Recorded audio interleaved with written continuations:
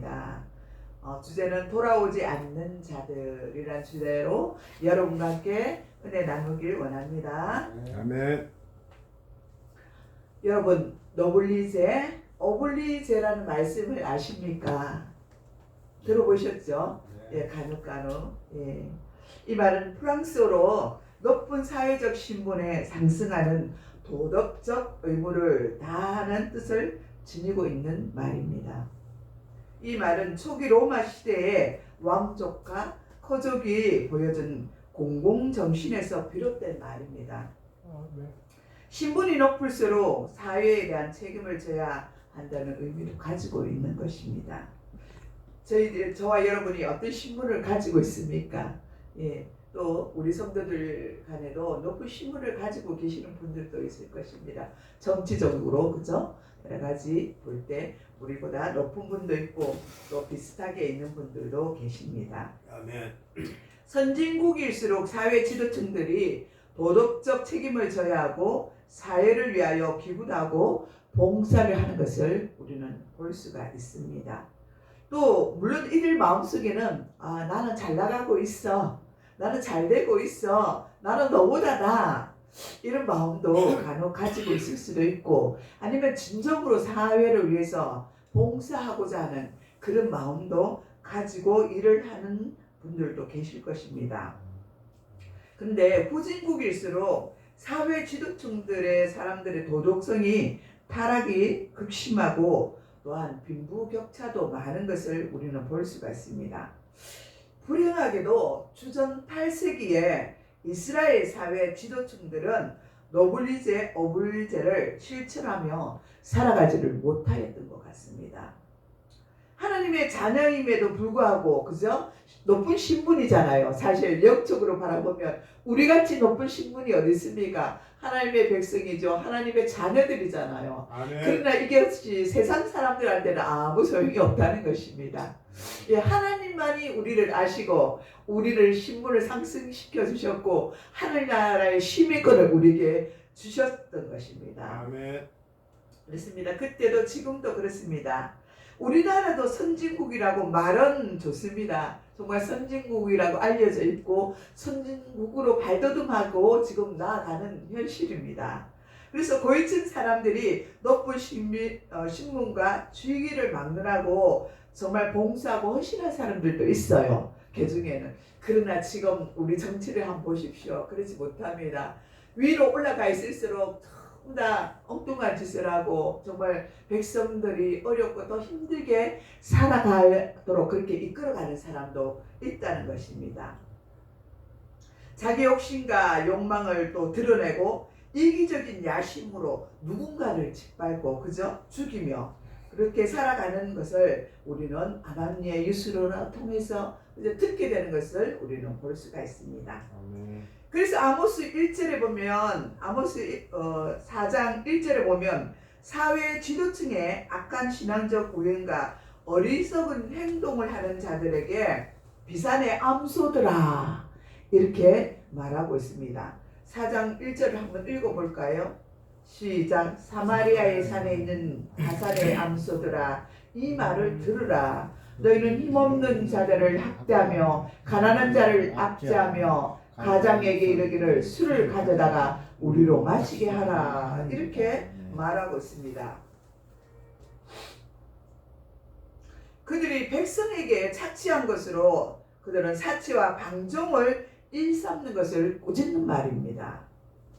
하나님을 떠나서 위선적인 신앙생활을 하는 이스라엘을 꾸짖고 있는 것입니다.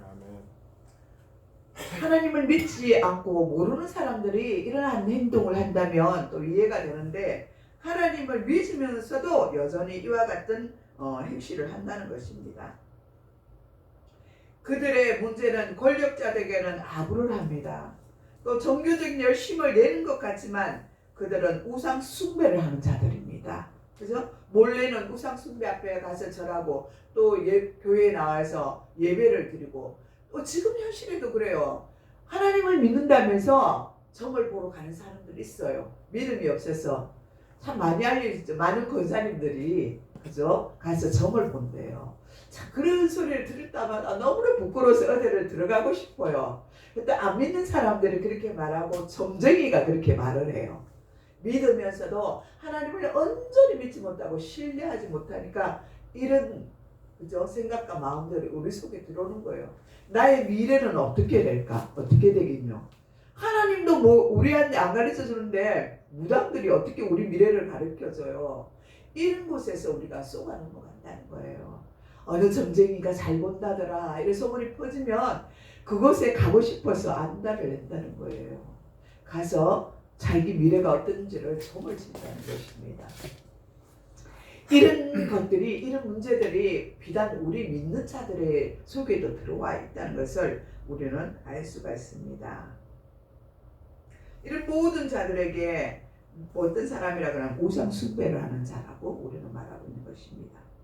아모스 선지자는 이스라엘의 수도인 사마리아에 가는 사치스럽고 이기적인 사람들을 바산의 암소라고 풍자하고 있는 것입니다. 그래서 바산은 비옥한 평야지대로 살찐 소들로 유명한 지역이라고 신명기 32장 14절에 시편 22장 12절에 말씀하고 있습니다.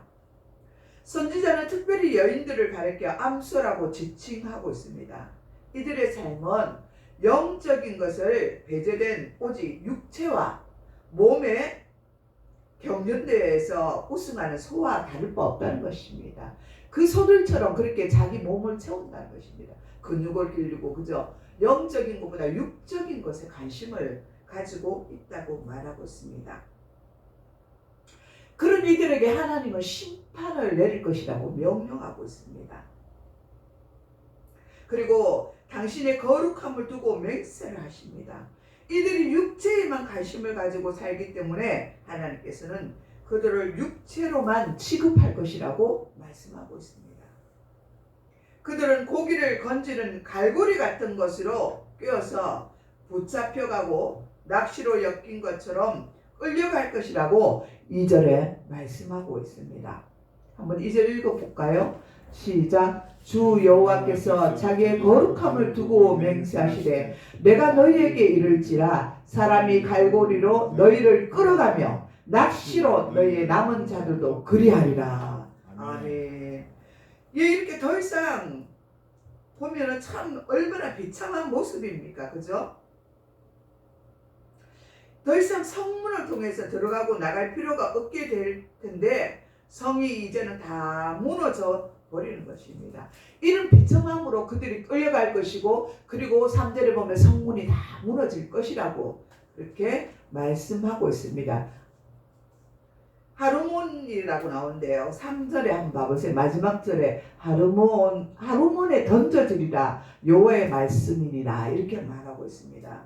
이 하르몬은 우리가 지명적으로 볼 때는 하르몬이 어딘지는 우리가 알 수는 없습니다. 그러나 하르몬은 확인되지 않은 이스라엘이 잡혀갈 곳이라고 말하고 있는 것입니다.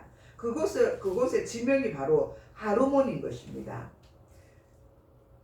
그곳에는 아마 기쁜 것이 아닙니다. 즐거운 것이 아닙니다. 그저 고통스러운 것을 하르몬이라고 표현하는 것입니다. 아모스 선지자가 4장에서 두 번째로 지적하는 것은 뭐냐면 그들의 종교적 행위를 꾸짖고 있는 것입니다. 4, 5절을 보면 그들은 베델과 길갈에 세워진 제단에서 금송아지와 온갖 이방 우상들을 섬기며 온갖 종교적 의식과 의무를 다하는 것을 가지고 하나님을 섬기는 것 같다고 말하고 있는 것입니다. 매일 그들은 아침에 희생제물을 드렸습니다. 3일마다 11조를 드렸다고 말하고 있습니다. 그런데도 그들이 마음속에는 하나님을 섬기기보다 다른 곳에, 육체적인 곳에 마음이 가 있었다는 것입니다. 이것이 바로 종교적인 행위인 것입니다. 또 보면 수은제를 감사 제사이고 낙헌제는 자원하여 드리는 제사입니다. 둘 다 자원하는 마음으로 감사해서 드리는 제사를 드렸다고 합니다.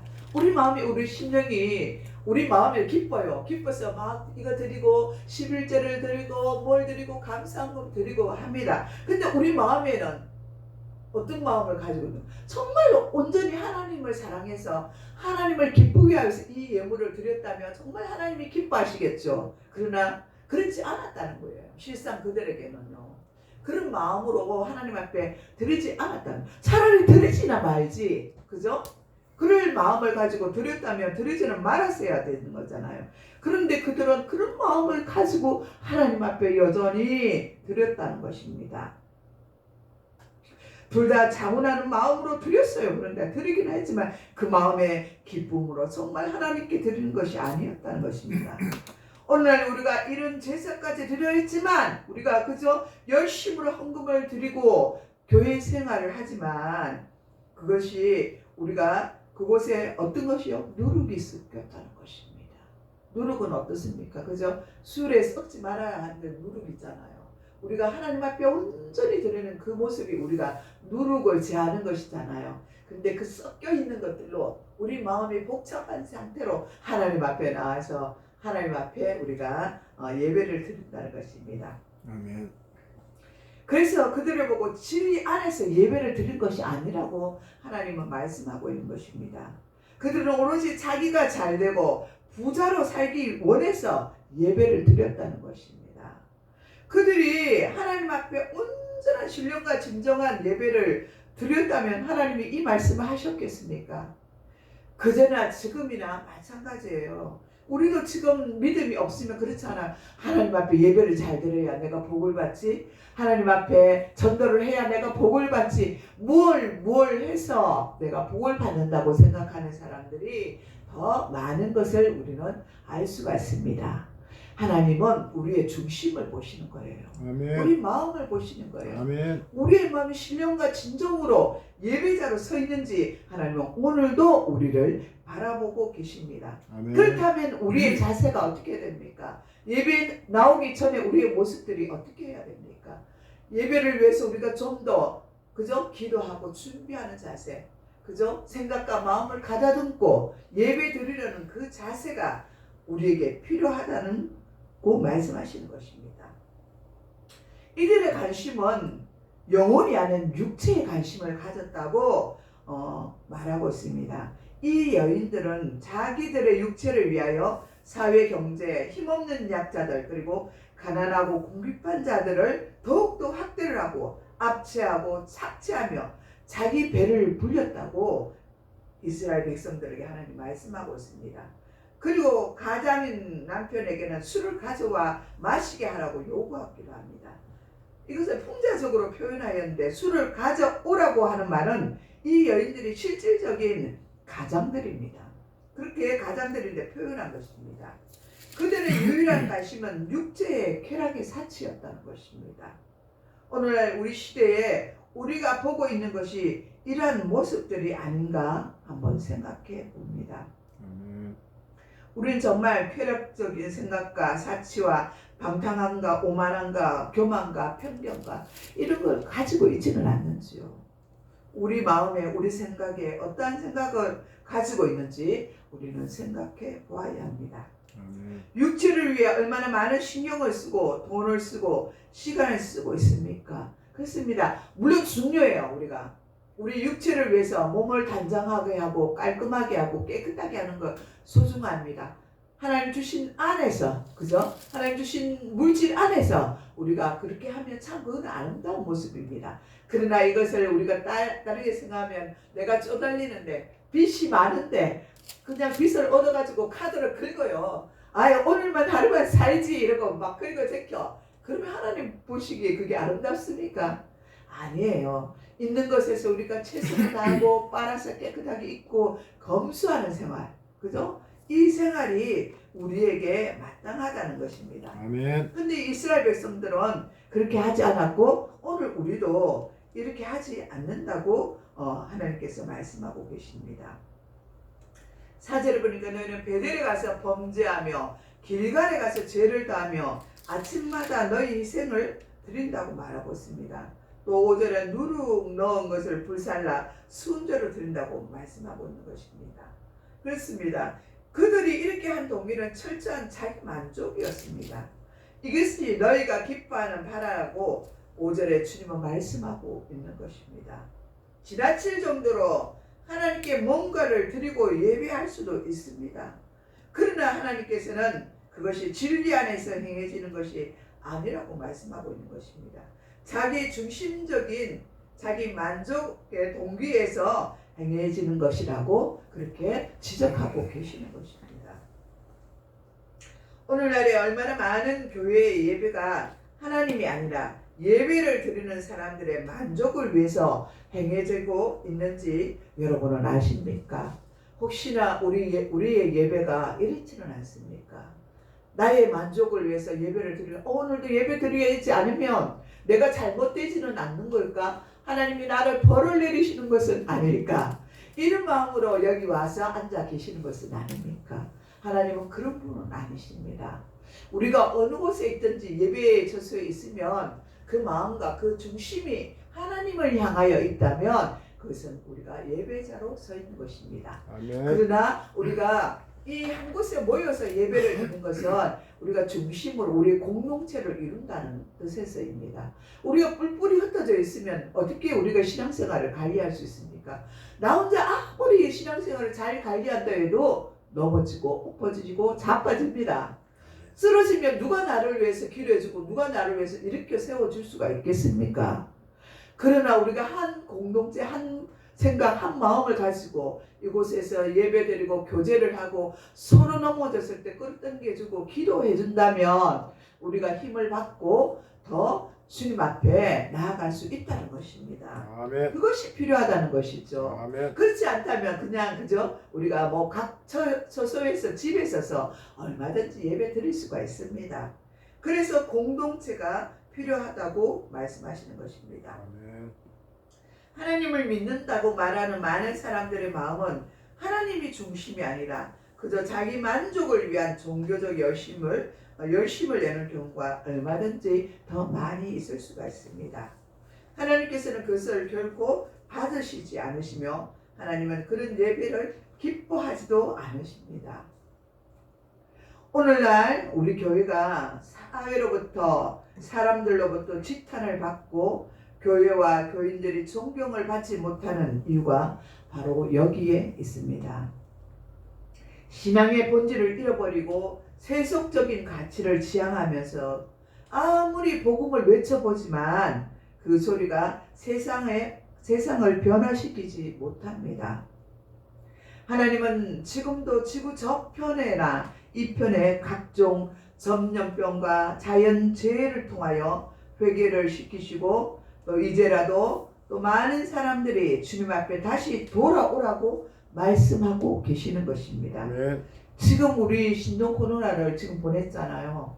많은 사람들이 교회를 떠났지만 이것을 통해서 우리는 깨달아야 하는 것입니다. 이 전염병이 왜 왔는지에 대해서 우리는 깨달아 알아야 하는 것입니다. 이 전염병을 통해서 우리가 하나님 앞에 우리 마음이 떠나 있는지 정말로 이때일수록 더욱더 모여서 협력해서 하나님 앞에 서 있는지를 하나님은 보시는 것입니다. 이스라엘 백성들이 자기들의 삶의 향락을 추구하는 한편 종교적 의무까지도 행하는 일에 분주한 모습을 보이는 것을 볼 수가 있습니다. 아모스 선지자는 하나님께서도 그들처럼 분주하다고 말씀하고 계십니다. 왜? 하나님께서 분주하신 것은 육체만을 위해서 살아가는 백성들이 회개하고 하나님께 돌아오게 하시려고 하나님도 분달아 분주하다고 말씀하고 있는 것입니다. 이들을 회개시켜야 되잖아요. 하나님은 어쨌든 하나님 앞에 나올 수 있도록 해야 되잖아요. 그들이 행동하는 반대적인 상황을 가지고 하나님은 우리에게 일하시는 것을 우리는 알 수가 있습니다. 어떤 일을 하시나요? 하나님은 6절에 보니까 기근을 주십니다. 또 7절에 8절에 보니까 가뭄을 주십니다. 그리고 곡식이 병들게 하거나 메뚜기 떼가 그것을 다 먹게 하신다고 9절에 말씀하고 있습니다. 또 10절에는 전염병이나 또 10절에는 또 전쟁으로 또 그들에게 괴로움을 다할 것이라고 그렇게 말씀하고 있습니다. 하나님께서 분주하게 이런 일을 행하시는 목적은 오직 하나밖에 없습니다. 그들이 하나님께 돌아오게 하려는 것입니다. 아멘. 우리를 하나님께 돌아오게 하려는 것입니다. 아멘. 그 다음에는 보면은 또 종교적인 위선을 꾸짖고 계십니다. 위선적인 종교 생활을 하는 이스라엘이 회개할수록 하나님께 각종 자연재해로 경고를 하고 있는 것입니다. 그러나 이스라엘은 회개하지 아니하고 하나님 앞에 돌아오지 않습니다. 계속 하나님이 돌아오라 돌아오라 돌아오라 6절에서 8절에 보면 돌아오라고 말하고 있습니다. 그런데도 그들은 끝끝내 돌아오지 않습니다. 또 내가 너희 모든 성읍에서 너희를 깨끗하게 하며 너희의 각 처소에서 양식이 떨어지게 하였으나 너희가 내게로 돌아오지 아니하였느니라. 이렇게 하나님께서 말씀하고 계십니다. 하지만 그들은 한 번도 돌아오지 않습니다. 가뭄을 주실 때에도 어떤 성읍에는 비가 내리게 할 때에도 어떤 성읍에는 비가 내리지 않게 할 때에도 이 모든 것이 사람이 보이에게는 우연인 것처럼 보이는 것 같으나 이 모든 사건 속에는 하나님의 주권적인 역사하심이 있다는 것을 말하고 있는 것입니다. 하지만 우연은 없습니다. 모든 것은 하나님의 필연적인 사건입니다. 우리 인생 중에 하나님의 목적이 없는 사건은 하나도 없습니다. 아멘. 하나님을 발견하고 하나님께로 돌아오라고 부르시는 하나님의 방법이 있는 것입니다. 우리 인생에 일어나는 모든 일에 하나님의 간섭과 섭리가 있다는 것을 깨달아 알고 그 속에서 하나님의 사랑을 발견하고 우리는 돌아와야 하는 것입니다. 아멘. 우리는 고난의 틈바구니에서 돌아와 하나님을 발견하고 그 앞에 우리는 겸허히 무릎을 꿇어야 하는 것입니다. 아멘. 하나님은 아모스 선지자를 통해서 말씀을 하셨습니다. 이스라엘아, 내 하나님 만나기를 준비하라. 12절에 그렇게 말씀하고 있습니다. 이 말씀은 하나님의 자비와 진노를 모두 함축한 말입니다. 회개하는 자들에게는 그들이 하나님을 만날 때 하나님의 한없는 자비가 경험되겠지만 회개하지 않는 자들이 하나님을 만나게 될 때 그날은 바로 진노하는 날이 될 것입니다. 심판하는 날이 될 것입니다. 아멘. 이 말씀을 통해서 이 말씀을 통해서 자신의 삶을 돌아보아야 합니다. 우리의 삶이 어디까지 왔는지, 어떻게 지금 가고 있는지 우리는 우리 자신을 돌아보아야 합니다. 이기적인 향락과 육체를 위해서 너무 많은 시간과 돈과 힘을 쏟고 살아가는 것은 아닌지 우리는 다시 한번 생각해 보아야 합니다. 아멘. 고통당하는 믿음의 형제들을 보면서 그들을 위해서 할 수 있는 무엇인지 우리는 생각해 보아야 합니다. 아멘. 내가 내 형제를 사랑하고 있는지 우리는 생각해 보아야 합니다. 아멘. 가족도 내 남편이고 내 자녀들이고 내 아내고 이렇게 생각하면 안 돼요. 남편도 가족도 모두가 누구냐면 하나님의 자녀들이에요. 아멘. 하나님의 자녀를 보면은 그들이 누구예요? 형제 자매예요. 우리에게. 우리가 만약에 천국에 간다면 천국에 갔을 때는 우리가 뭐 부모였고 이게 다 필요가 없어요. 형제고 뭐 전도사님이고 목사님 필요 없고 다 하나님의 백성들이에요. 아멘. 하나님의 자녀들이라는 것입니다. 아멘. 그래서 우리는 나 자신의 육체가 아니라 내 영혼을 위해서 우리는 수고하고 열심히 힘을 내고 또 믿지 않는 영혼들을 위해서 수고를 해야 되고 믿는 형제들이 넘어지고 쓰러졌을 때 그들을 위로하고 함께 협력하고 함께 도와주어야 하는 것입니다. 내게 지금 주어진 어려움과 고통으로 인해 또 나를 찾아오시는 선하신 하나님을 우리는 발견하고 있습니까? 혹은 발견하고 무릎을 꿇고 있습니까? 말씀 앞에서 돌아보고 나 자신을 돌아보는 그런 여러분이 되시기를 바랍니다. 아멘. 그리고 기도의 줄을 잡고 하나님 아버지 앞에 나아가시는 여러분 되시기를 축복합니다. 아멘. 기도하겠습니다. 하나님 아버지, 그저 내가 먹고 마시는 것, 내가 잘 되고 어려움 없이 사는 것은 쫓아 살았던 것을 회개합니다. 주여 불쌍히 여겨 주시옵소서. 나의 이기적이고 욕망적인 삶을 살아오지는 않았는지요. 주여 회개합니다. 용서하여 주시옵소서. 이제라도 나 자신만을 위해서 살아가는 것이 아니라 남을 위해서, 하나님의 자녀들을 위해서 헌신하며 살아가는 그러한 자가 되게 하여 주시옵소서. 아멘. 종교에 열심을 내는 것보다 주님을 더 아는 것에 온전한 예배를 드릴 수 있는 자로 저희들을 세워 주시옵소서. 감사를 드렸고 예수님의 이름으로 감사하며 기도드리옵나이다. 아멘.